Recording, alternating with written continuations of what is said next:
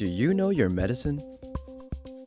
Weed Maps and SC Laboratories bring you an educational series on the science of clean and safe cannabis.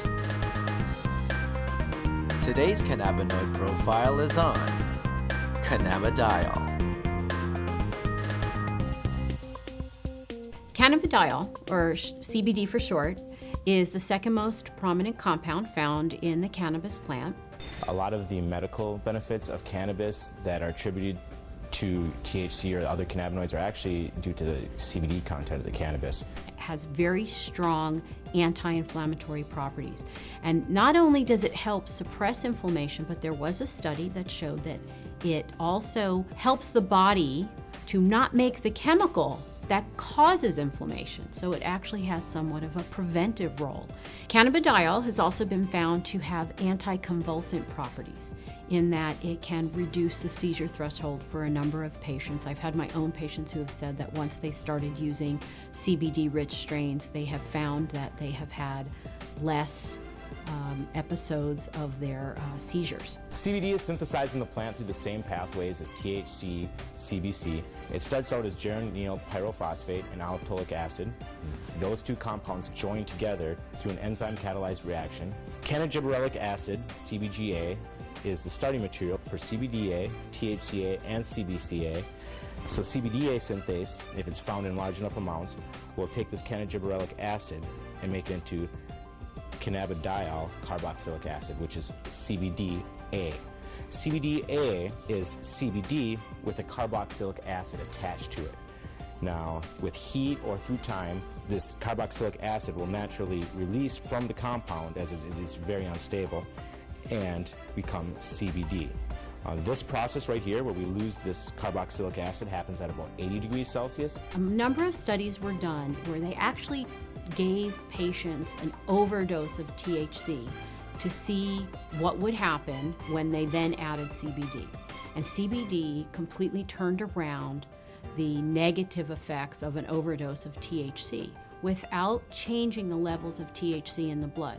So that means that CBD exerts its own medicinal, just doesn't reverse THC, it actually has its own medicinal properties. CBD has been found to cause cancer cells to what we call commit suicide while preserving the normal cells. And what appears to happen is it appears to bind to the receptors on the cancer cells, which then induce the cancer cell to kill itself.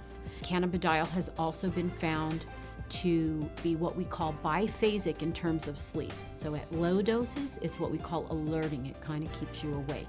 At higher doses, it can be very sedating and cause you to sleep. But what's nice about that is you can control whether or not you are alert or you're feeling tired. When I started testing cannabis about 2 or 3 years ago, we saw virtually no high CBD plants. Almost every plant we tested was high in THC, anywhere from 10% to 20% THC, with some outliers on either end. Some plants would have maybe 1% CBD at the max, 1.5% CBD at the max. Now that we've been testing for a while, we see anywhere from 8 to 15% CBD and maybe 5 or 6% THC in these strains. Some strains we get a 50-50 ratio. It can happen in all different ratios, but what it is it's a recessive gene in plants. So we have breeders have to actively go and try and breed this back into these plants and find these high THC plants that might have that high CBD gene locked away and breed them together and see what they find. And really the only way you can know if it's high CBDA is to test it. With testing and growers or breeders having access to that knowledge base, we see them coming back and reversing some of the trends of the last 30, 40, 50 years and breeding the CBD back into the plants. Now, there have been a number of studies that have looked at cannabidiol, CBD, exerting a protective property to damaged neurons. And it appears that in the studies, CBD protects the nerves by inhibiting the process by which nerves are damaged. CBD has also been shown to protect against a brain injury when patients or lab animals have had a brain injury. CBD appears to protect the brain from damage that occurred to the nerve cells. The studies have shown that it can actually fight MRSA, which is methicillin-resistant Staph aureus, a notorious bug that is resistant to a number of antibiotics.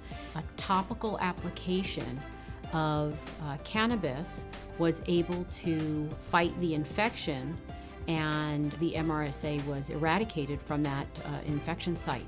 SC Labs tests for CBD with a high-performance liquid chromatograph, also known as an HPLC.